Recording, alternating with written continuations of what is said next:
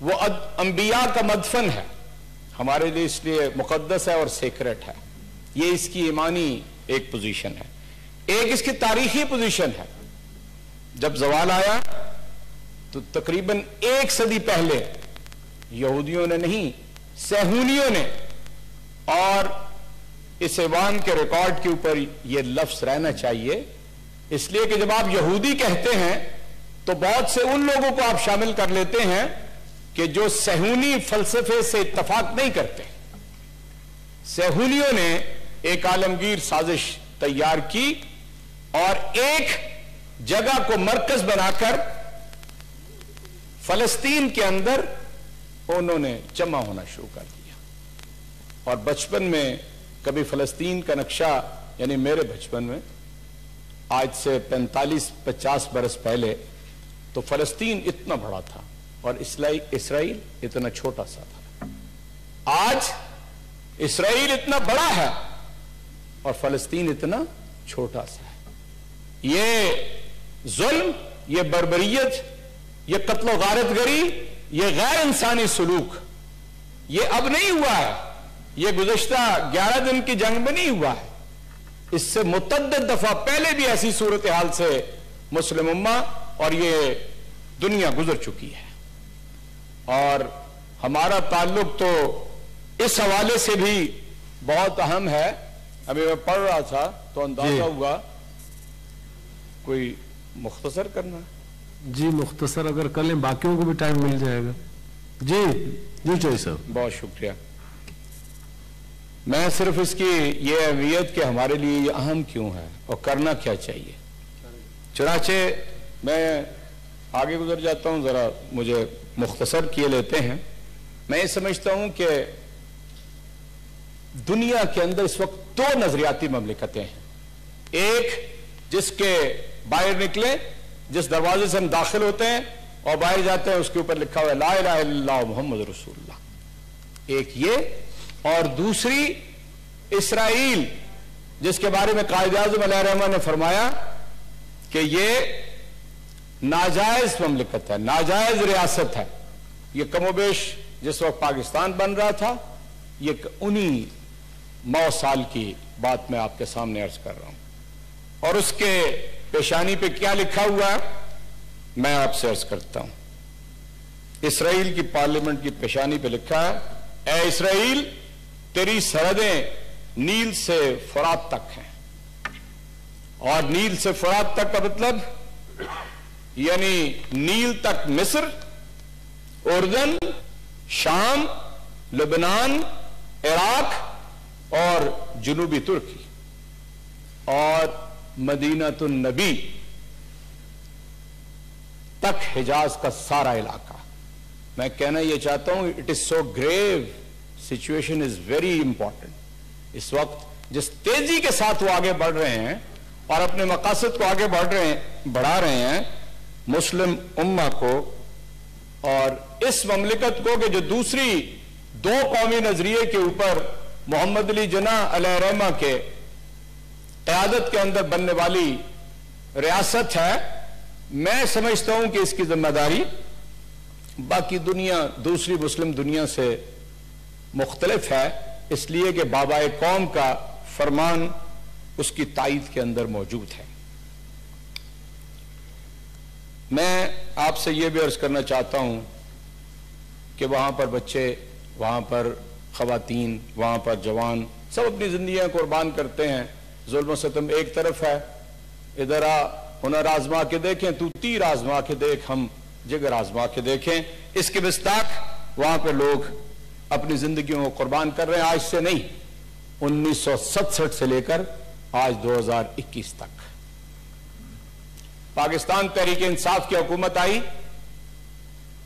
तो पाकिस्तान के वजीर आजम हमारे कायद, उसने 1 जून 2019 को सबसे पहले इसके ऊपर मौक़िफ़ इख्तियार किया और सारे दुनिया के मुसलमान सरबराहान वहां पे मौजूद थे और इन अल्फाज से बात शुरू की कि मैं कभी इस वक्त का इंतजार करता था कि कभी मुझे मौका मिलेगा और मैं मुसलमान सरबराहान से बात करूंगा और मौलाना तशरीफ ले गए हैं। पहली बात उन्होंने की नामूस रिसालत सल्लल्लाहु अलैहि वसल्लम के हवाले से, और अगली बात उन्होंने इस्लामोफोबिया की और यह कहा कि जब आप इस्लाम को तशद्दुद के साथ जोड़ते हैं तो हमारी दो लेजिटिमेट तहरीकें, मूवमेंट्स, एक फलस्तीन और दूसरा कश्मीर, दोनों को ज़िक्र पहुंचती है।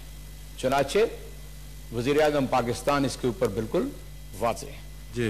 और जो लीडर ऑफ द हाउस ने वजीर आज़म और वजीर खारजा की, मैं समझता हूं कि आज इस हाउस को पाकिस्तान की वजीर खारजा की कारकर्दगी को यानी खराज तहसीन पेश करना चाहिए। और खराज तहसीन मैं समझता हूं वो इस चीज के मुस्तहिक हैं कि उनके बारे में तारीख सुनहरे रूफ के अंदर लिखेगी। और उन्होंने न सिर्फ ये कि यूनाइटेड नेशन सिक्योरिटी काउंसिल के अंदर फलस्तीनियों का, कश्मीरियों का और मजलूमों का और इंसानियत का मौक़िफ़ वहां पे रखा, बल्कि मीडिया के ऊपर जाकर पहली दफा उन्होंने बताया कि ज़ायनिस्ट डीप पॉकेट्स, सहूनी लिफाफे क्या होते हैं, दुनिया को यह पता चला।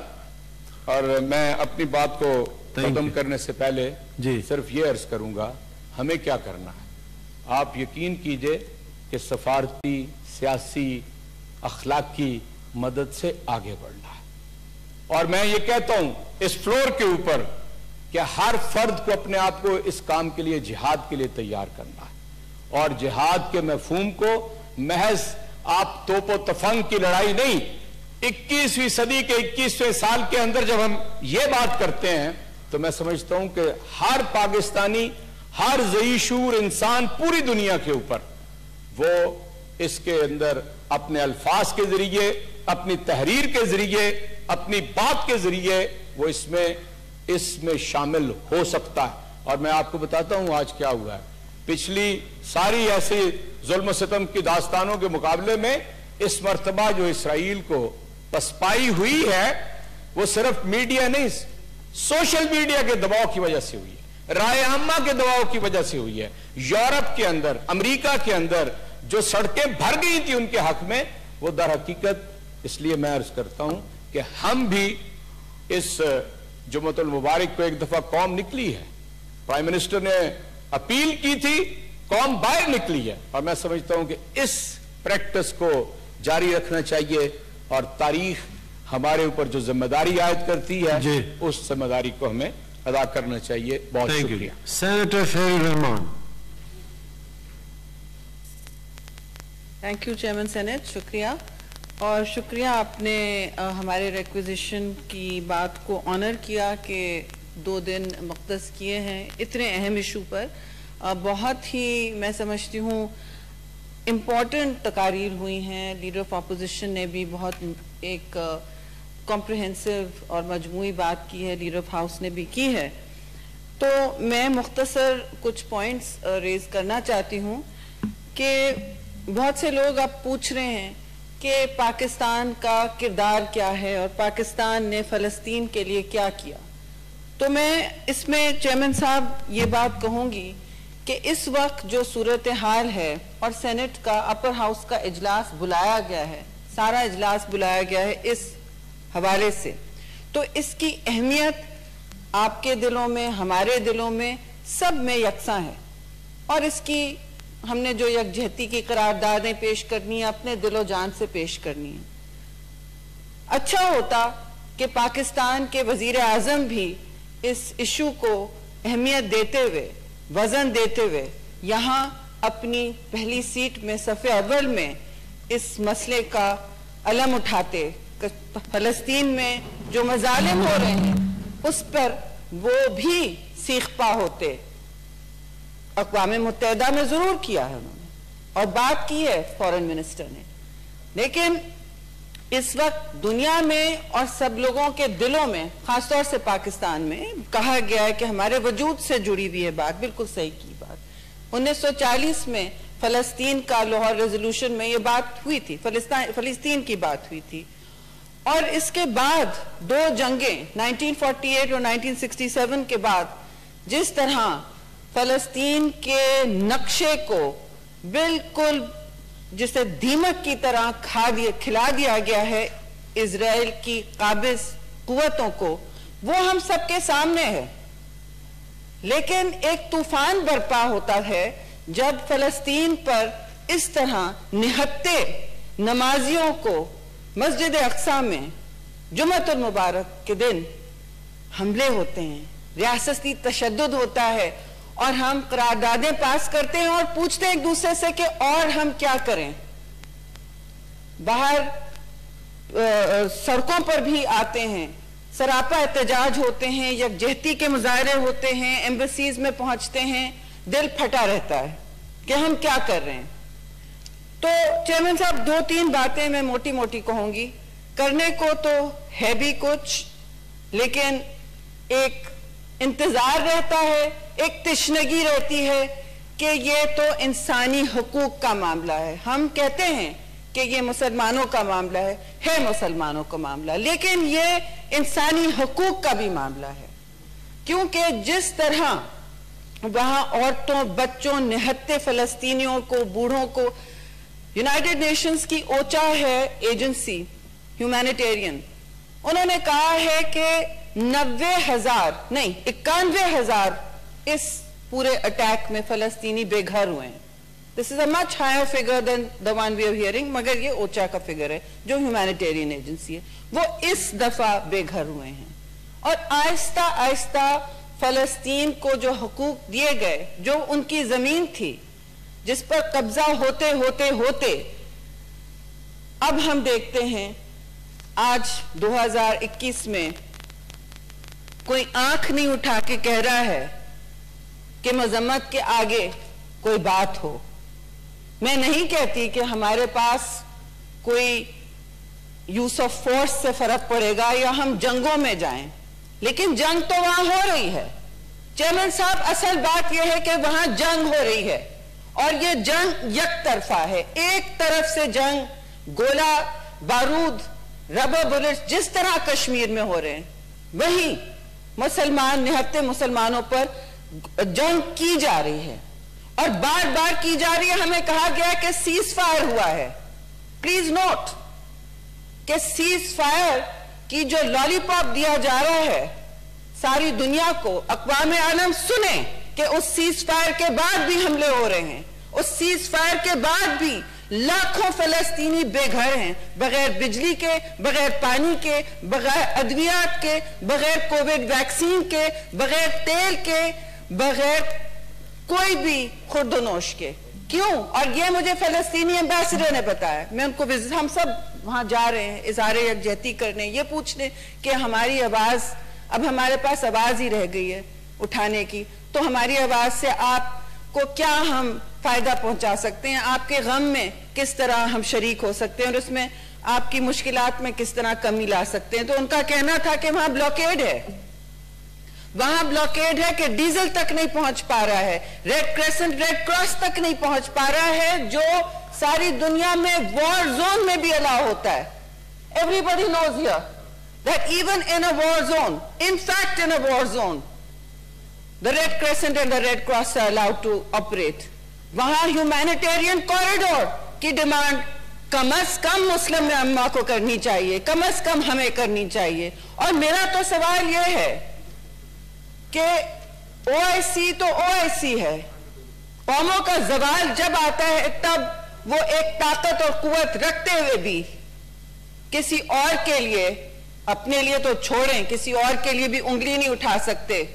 शहीद जुल्फिकार अली भुट्टो ने जो 1974 में कॉन्फ्रेंस बुलाई थी ओआईसी की, वो थी कॉन्फ्रेंस जिसमें उन्होंने जब तकरीर फरमाई लाहौर में, तो यासर अरफात कुर्सी पे खड़े होके तालियां बजा रहे थे। और उसके बाद सारी अरब और इस्लामिक मुस्लिम उम्मा में एक यकजहती का पहलू था, एक सूरत हाल ऐसी थी कि पूरा अक़वाम आलम सोचने लगा। उसके बाद आपने ऑयल क्राइसिस भी देखी, ओपेक भी बना, अरब ममालिक ने भी हौसला पकड़ा। अब क्या सूरत हाल है? तिजारत भी हो रही है इसराइल से, ठीक ठाक तिजारत हो रही है। मैं पाकिस्तान की बात नहीं कर रही हूं, पाकिस्तान पर तो मैं अभी आती हूं, लेकिन बहुत सारे ममालिक तिजारत कर रहे हैं, मुस्लिम ममालिक जो सफ़े अव्वल में हैं मज़ामती करारदादों के, तिजारत कर रहे हैं। तो तिजारत जरूर कीजिए। एम्बसीज भी खोली हुई हैं, उनको तकवीयत मिली है, माफ कीजिए, इससे इसराइल को तकवीयत मिली है, उसकी काबिजाना कुव्वतों को तकवीयत मिली है। अफसोस से मैं कहूंगी कि कुछ नॉन मुस्लिम ममालिक हैं जो ह्यूमन राइट्स की बुनियाद पर, जिनके पार्लियामान ये रिकमेंडेशंस दे रहे हैं कि आप तिजारत बंद करें, आप इजराइल पे सैंक्शंस लगाएं। कोई और मुल्क इस तरह गोले बरसाता निहत्ती अवाम पर, आप मुझे बताएं सैंक्शंस नहीं लगे होते? इस वक्त सैंक्शंस की बात हो रही होती यूनाइटेड नेशंस में और सारे खड़े होते एक साथ, तो फौरी तौर पर मैसेजेस आ जाते कॉन्डमनेशन के। लेकिन यहां हमें बताया जा रहा है कि इजराइल को भी अपने दिफा का हक है। बेशक इजराइल को अपने दिफा का हक होगा, लेकिन इस वक्त वो जारहाना कुव्वत है और उसकी रियासत जारहाना कुव्वत है। ये कोई नॉन स्टेट एक्टर नहीं है। बहुत बड़ी बात होती है जो न्यूक्लियर पावर बन के, जो अपने न्यूक्लियर एसेट्स बगैर डिक्लेयर किए हुए ये रियासत मिडिल ईस्ट में गोले बरसा रही है और फिर कहती है कि हमें अपने दिफा का हक है। कौन सी दिफा, किस चीज का हक? अगर हक की बात करनी है तो फिर वहां जो मजालिम हो रहे हैं, जो एक मीडिया पर नजर आ रहा है, सोशल मीडिया ने इस स्टोरी को बाहर निकाला है और सोशल मीडिया ने जिस तरह कश्मीर में जो होली खेली जा रही है, खून की होली खेली जा रही है कश्मीरी मुसलमानों के साथ, इसी तरह सोशल मीडिया में यहां भी बातें निकली हैं। और एक मैं आपको क्लिप जो सब हमने शेयर किया एक दूसरे के साथ, अपने दिलो जान से, कोई पॉलिटिकल पॉइंट्स तो स्कोर कर लेनी है। एक बहुत सारे इमेजेस हैं, मगर एक बहुत ही अफसोसनाक है, जिस तरह अमेरिका में सियाफाम के साथ हुआ है। एक लड़के की गर्दन पर इजरायली सोल्जर का पूरा वजन, अपना पैर रोंद रहा है और वो लड़का दम तोड़ चुका। ऐसे बहुत सारे इमेजेस हैं। इसी तरह पूरा इजराइल जो है वो यही कर रहा है फलस्तीन के साथ, और हम एक दूसरे से पूछ रहे हैं कि हम और क्या कर सकते हैं। तो सबसे पहले चेयरमैन साहब, हम बात करें अपने कुव्वत की। मैं नहीं कह रही हूं कि कल आप जंग पे चले, कोई अस्करी कोई हल है नहीं, लेकिन उस इधर तो फलस्तीन में अस्करियत की बुनियाद पर फलस्तीन को मस्मार किया जा रहा है। वाज़े लग रहा है, वाज़े है कि फलस्तीन को खत्म कर दिया जाएगा और वहां से हर मुसलमान जिनकी जमीन थी उनको रेफ्यूजी बना दिया जाएगा। कुछ जॉर्डन में है, बहुत सारे जॉर्डन में है, कुछ तुर्की में है, कुछ इजिप्ट में है, इधर उधर बिखरे हुए हैं, रेफ्यूजी कैंप्स में हैं जी। तो इन रेफ्यूजी कैंप्स तक भी हमारी रसाई नहीं हो पा रही। ये तो वॉर क्राइम है, ये वॉर क्राइम है। और इजराइल, हमें डिमांड करना चाहिए कि Israel B tried for war crimes. Israel ICC के इंटरनेशनल कोर्ट ऑफ जस्टिस को नहीं मानता, ना माने। हम तो कहें मुसलमान कोई मुल्क करके तो देखे, ऐसी जुर्रत करके तो देखे।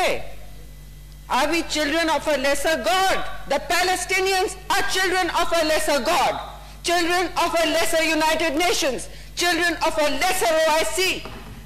And let it never be said that they are children of a lesser. Pakistan is the only nuclear Muslim country, right? We are the only nuclear Muslim country. बड़े फख्र से हम कहते हैं कि हमारा न्यूक्लियर डिटरेंट है। इस्तेमाल के लिए तो नहीं होता, इस्तेमाल के लिए नहीं होता, वो तो सिर्फ अमेरिका बहादुर करता है। ये होता है जिम्मेदार कौमों के लिए अपनी कुव्वत का इजहार करने के लिए। और आपकी कुव्वत इस वक्त इक्तिसादी तौर पर जो है वो तो सबके सामने है, और इससे बदतरीन होती जा रही है। हम इसी पे तकवा कर रहे हैं कि हम आगे क्या करें। तो जनाब चेयरमैन, हम एक दफा तो सोचें कि वहां जो एंटी टेररिज्म फोर्स खड़ी हुई है, जिसमें पाकिस्तान ने भी अपना झंडा दिया था नहीं दिया था, कुछ बताया जाए। जो जनरल राहील शरीफ गए थे लीड करने, वो क्या कर रही है force? This is a crucial question. I would like to know what is that force doing.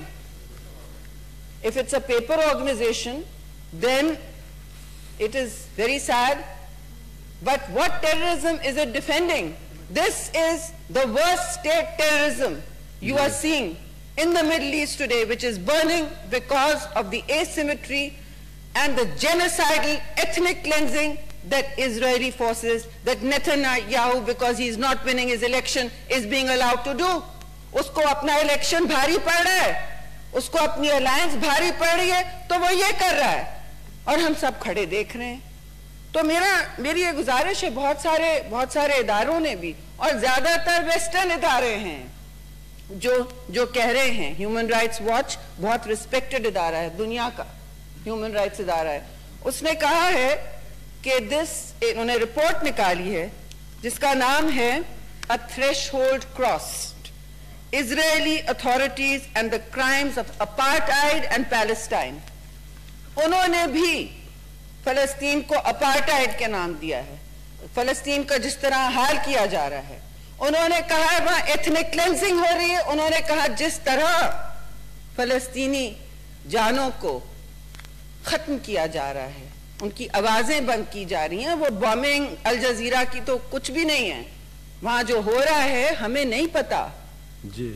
और उस हवाले से इस तरह की रिपोर्ट जब कह रही है कि इट इज जेनोसाइडल, तो फिर आप पूछे ना, अक़वाम मुत्तहिदा में आप ये क्यों नहीं पूछते कि 30 यूएन सिक्योरिटी रेजोल्यूशंस तोड़ चुका है Israel, 30 UN security resolutions, and it is obligated under the 4th Geneva Convention to be answerable to any court, to the United Nations. लेकिन नहीं, वहां नहीं होगा क्योंकि हम भाग आएंगे। और मैं किसी हुकूमत का पर ये नहीं तनकीद कर रही, ये तो हम अपने आप से पूछें कि हमने अपने आप को किस सूरत हाल में छोड़ दिया है कि न्यूक्लियर पावर है, लेकिन जो हमारी हालत है, हमारे हाउस लीडर होते तो मैं उनसे कहती कि प्लीज आज हमारी पॉइंट स्कोरिंग नहीं हो रही, लेकिन आप जरा आवाज उठाइए और आप पूछिए कि बाकी लोग क्या कर रहे हैं। क्योंकि अगर किसी मुस्लिम मुल्क ने यह किया होता, बातें बहुत सी मैं नहीं करूंगी वो, अगर किसी मुस्लिम मुल्क ने किया होता तो आप देखिए सैंक्शंस तो कब के लग चुके होते, आखिर ईरान पे तो लगते हैं ना, तबाही फेर दी जाती है।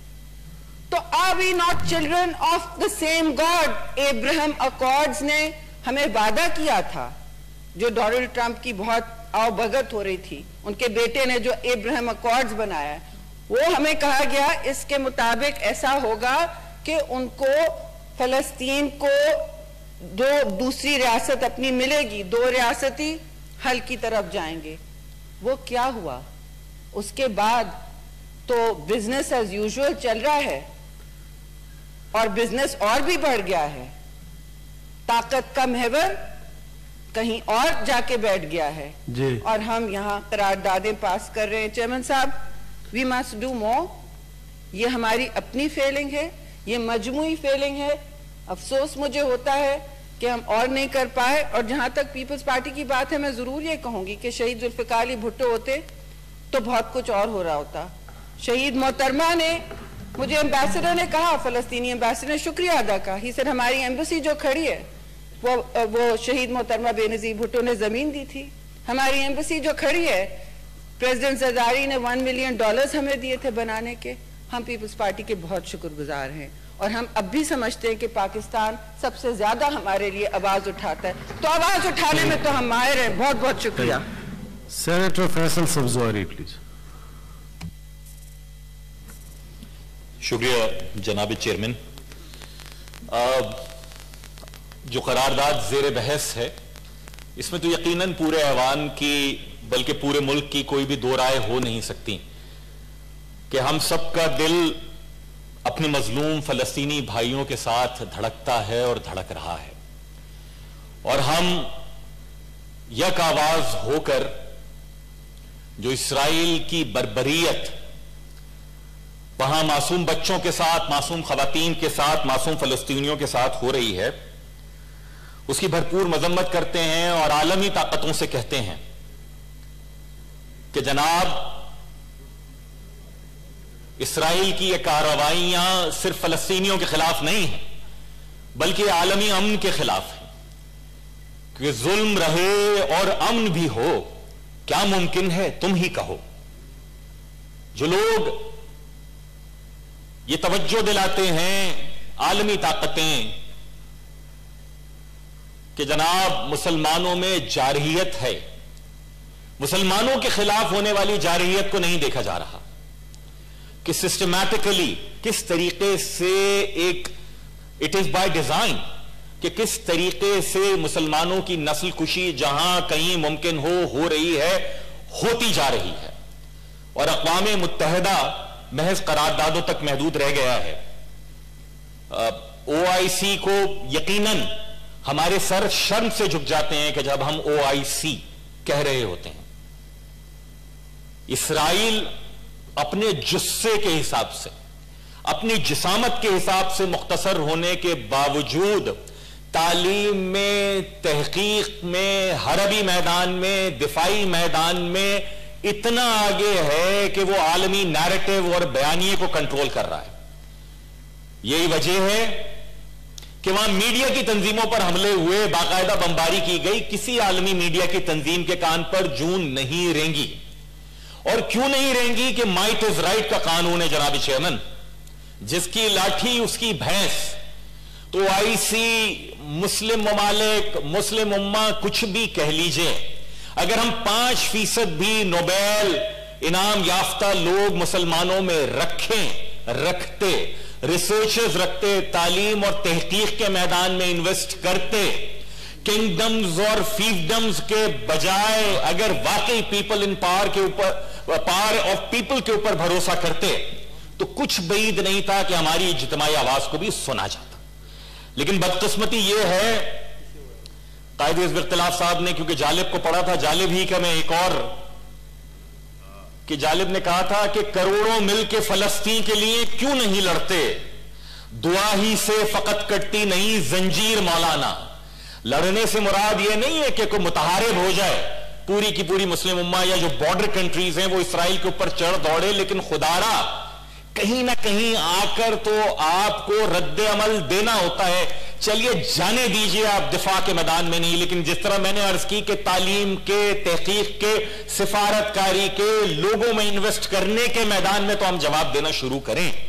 नहीं किया है बदकिस्मती के साथ। पाकिस्तानियों का दिल धड़क रहा है। हर आने वाली हुकूमत ने, हर मौजूद हुकूमत ने फलस्तीनियों के लिए बात की है, बहुत अच्छा, लेकिन यहां से आगे क्या है? यहां से आगे तक कि क्या हम उस आलमी लीडर का किरदार हम अदा कर पा रहे हैं या नहीं कर पा रहे? यकीनन हुकूमत ने अच्छा काम किया कि आपने डिप्लोमेसी के लेवल के ऊपर आगे गए, वजीर आजम साहब ने भी कहा, वजीर खारजा साहब ने भी कहा, लेकिन लोगों की ख्वाहिशात इससे भी बढ़कर हैं। इससे बढ़कर ख्वाहिशात को पूरा करने के लिए हम बाद में दीगर ममालिक से हम दरख्वास्त करेंगे। हम वतन अजीज पाकिस्तान से हमें शुरू करना चाहिए कि हम उन सारी जहतों में काम करना शुरू करें कि मुसलमानों की और मुस्लिम ब्लॉक की एक मुश्तरका आवाज की कोई वर्थ हो, कोई वैल्यू हो। अदरवाइज तो करारदाद, इसराइल यूनाइटेड नेशंस की करारदाद की कोई वक़्त नहीं देता, तो बाकी उसके क्या है? हमें यकीनन रियासत-ए मुत्तहिदा अमेरिका से, क्योंकि उसका डायरेक्ट वहां पर बहरहाल ताल्लुक है और हमारे मुल्क के साथ भी आपके अच्छे ताल्लुकात हैं, कि आपसे हम डू मोड की इस वक्त मुतालबा करते हैं जनाब, कि वहां मासूम मजलूम बच्चों के कत्लो गारत को रुकवाइए।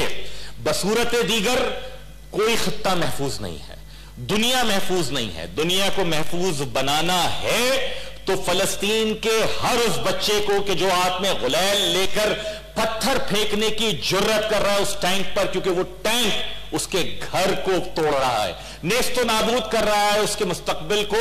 इसलिए हमें आलमी ताकतों के साथ खुलकर बात करनी चाहिए कि ये सिर्फ बहुत महदूद से महदूद तर होते हुए दुनिया की सबसे बड़ी जेल गजा में रहने वाले कुछ फलस्तीनियों का मसला नहीं है, यह आलमी अमन का मसला है। आलमी अमन से निपटने के लिए तमाम लोगों को अपनी आवाज उठानी, तमाम ममालिक को और सल्तनतों और रियासतों को और पाकिस्तान को मैं समझता हूं कि जितना भी हम लीडिंग रोल लेना चाहें उतना ही कम होगा, क्योंकि दुनिया भर में और खासकर मुसलमान ममालिक में पाकिस्तान की तरफ देखा जाता है। पाकिस्तानी अवाम सड़कों पे निकले, बहुत अच्छी बात है।